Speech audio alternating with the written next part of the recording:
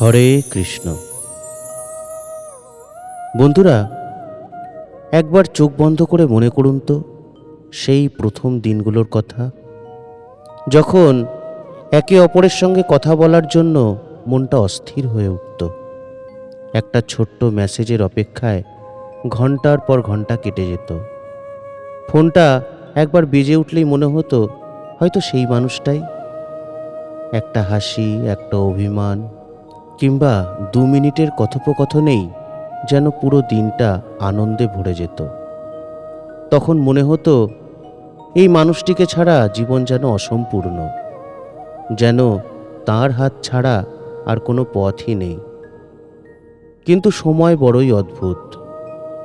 দিন পেরিয়ে মাস আসে, মাস পেরিয়ে বছর, আর সেই সময়ের স্রোতেই অজান্তেই বদলে যেতে শুরু করে সম্পর্কের রং। একসময় যে দুজন মানুষ একে অপরের চোখের ভাষাও বুঝে নিতেন, আজ তারাই একই ছাদের নিচে থেকেও যেন অপরিচিত। একই বিছানায় শুয়েও দুজনের মাঝখানে তৈরি হয় অদৃশ্য এক দূরত্ব। কথা হয় ঠিকই, কিন্তু সেই কথায় আর কোনো উষ্ণতা থাকে না। ভালোবাসার জায়গা দখল করে নেয় অভিমান, অবহেলা, বিরক্তি, আর ধীরে ধীরে জন্ম নেয় এক গভীর মানসিক বিচ্ছেদ। কিন্তু প্রশ্ন হলো, এমনটা কেন হয়? এটা কি শুধুই সময়ের দোষ, নাকি ভাগ্যের খেলা, নাকি আমাদের অজান্তেই এমন কিছু ভুল হয় যা ধীরে ধীরে সম্পর্কের ভিতটাই নষ্ট করে দেয়? আধুনিক মনোবিজ্ঞান এই অবস্থাকে বলে ইমোশনাল ডিসকানেক্ট অথবা লাইফস্টাইল ক্রাইসিস। কিন্তু আশ্চর্যের বিষয় হলো, হাজার হাজার বছর আগে ভারতীয় ঋষি, দার্শনিক ও মননশীল আচার্যরা দাম্পত্য জীবনের এই নীরব দূরত্বের কারণ নিয়ে গভীর আলোচনা করে গিয়েছেন।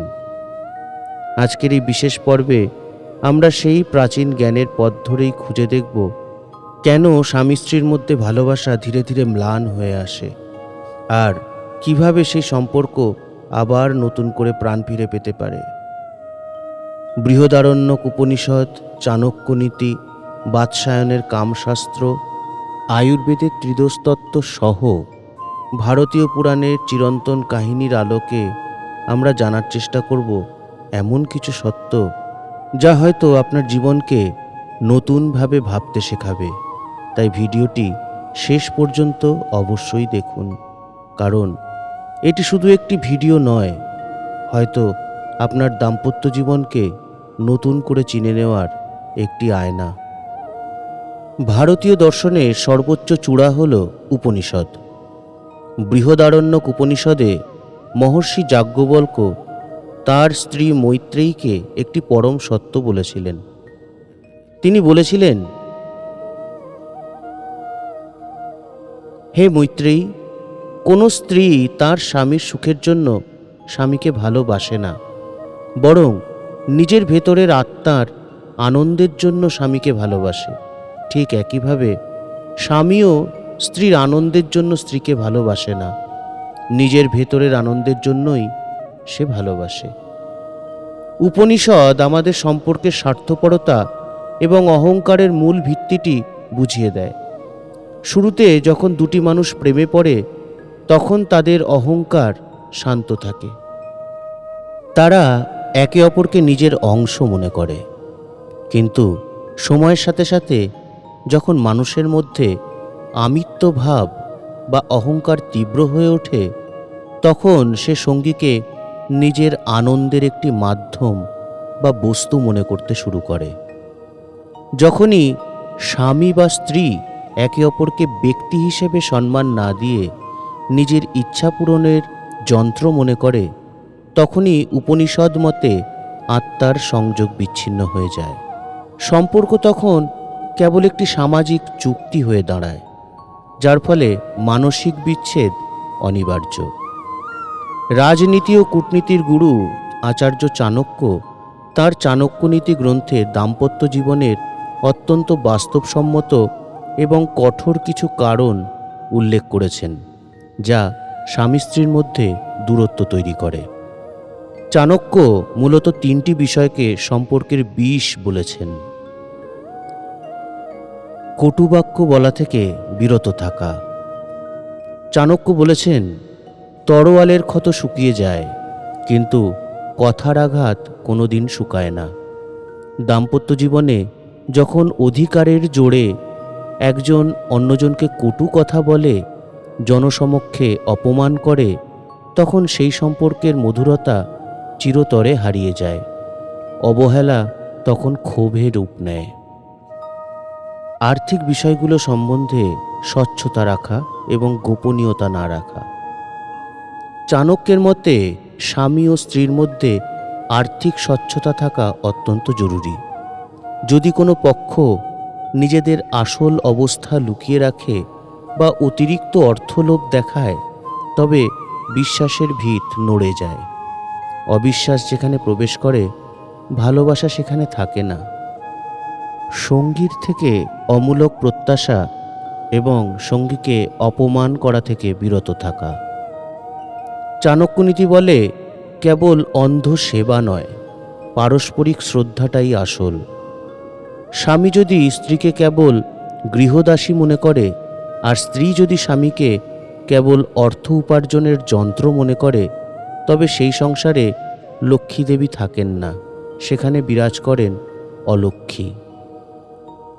এই পারস্পরিক শ্রদ্ধার অভাবই একসময় গভীর ভালোবাসাকে অবহেলায় পরিণত করে।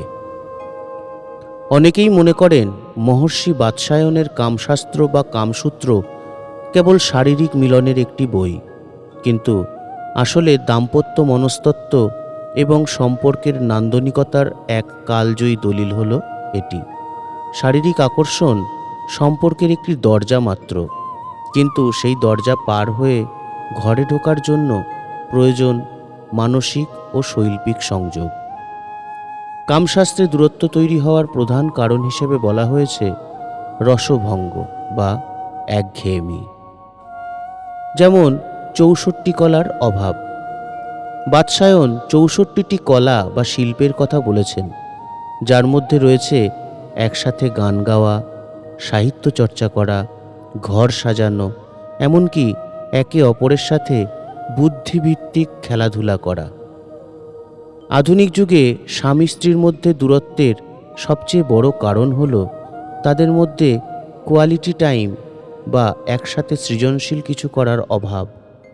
তারা একই ঘরে থাকে, কিন্তু তাদের মন থাকে ফেসবুক বা ইনস্টাগ্রামের ভার্চুয়াল দুনিয়ায়। যৌন অতৃপ্তি ও অসচেতনতা।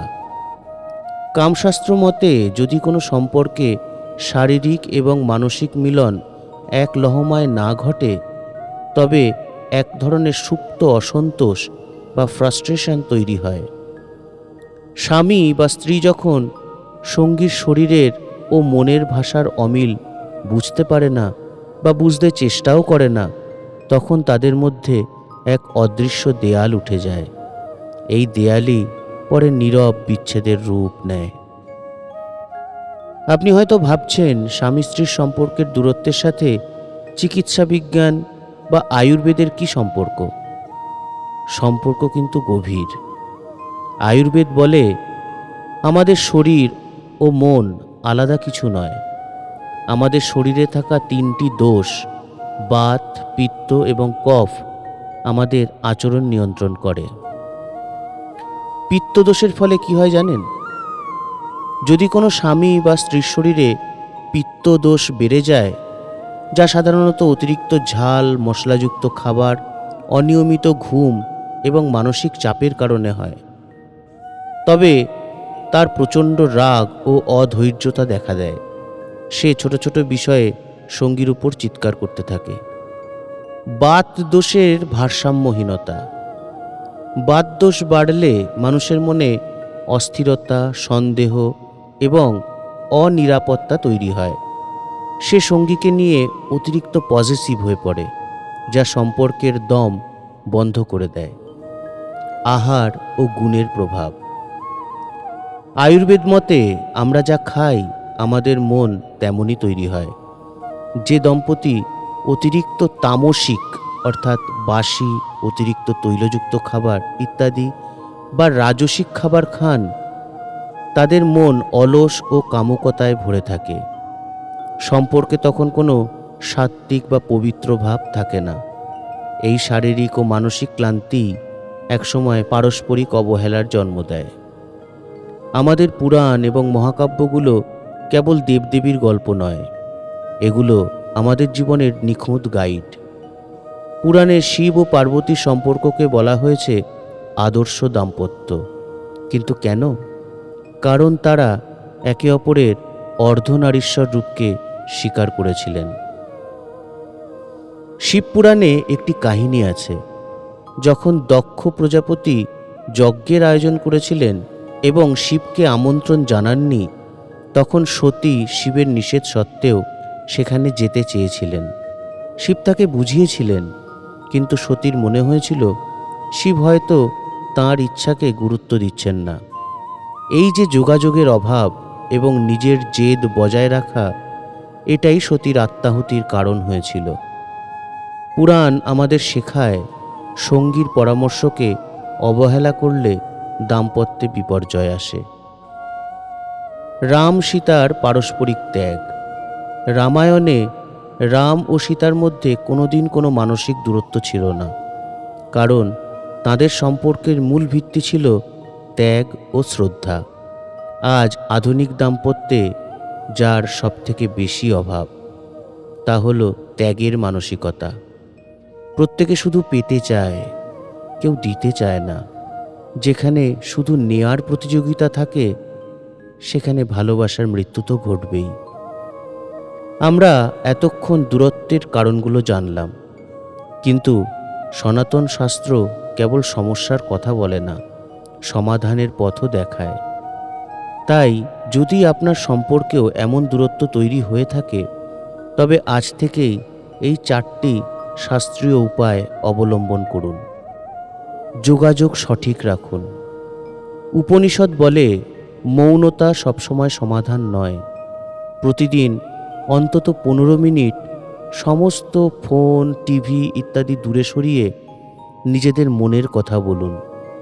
কোনো অভিযোগ নয়, কেবল ভালোবাসা বিনিময় করুন।